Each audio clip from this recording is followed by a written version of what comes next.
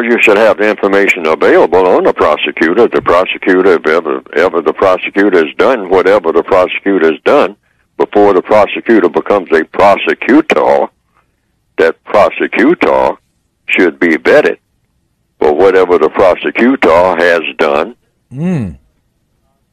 anytime in the past, if that is going to be pertinent to what the prosecutor is going to ask. It depends on what the prosecutor is going to ask. Say, well, you, sir, or you, ma'am, have you ever done the same thing? Have you ever, cursed someone out on the bus? I mean, whatever, Let's present all this information here. Right. And since you are prosecuting me, what about you? That's See deep. what I mean? That's deep. And what about you? What is your record? Right. Are you now, or have you ever been, say if you have something that has to do with equal employment opportunity based on race or gender or something, have you now, or have you ever been a white supremacist, sir? How about that? It goes to the core. Oh, so yes, and I mean, if you have been now, I mean, that opens you up for a whole lot of questions about subversive activity, because racism is subversive.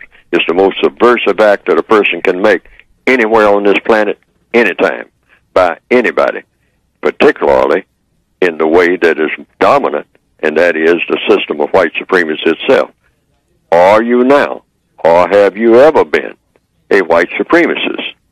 Are you now, or have you ever practiced racism against anyone at any time, under any circumstances? Yes or no? Have you ever supported anyone who was doing it? Have you ever been associated with someone who was doing it and you didn't report it? Have you ever been involved in a situation where someone was practicing racism or used a racial slur against non-white people? Used the so-called N-word or something, and you didn't say anything about it. And if you didn't, why? Because that's your job on this planet, is to stop people from doing those things, which is a form of mistreatment.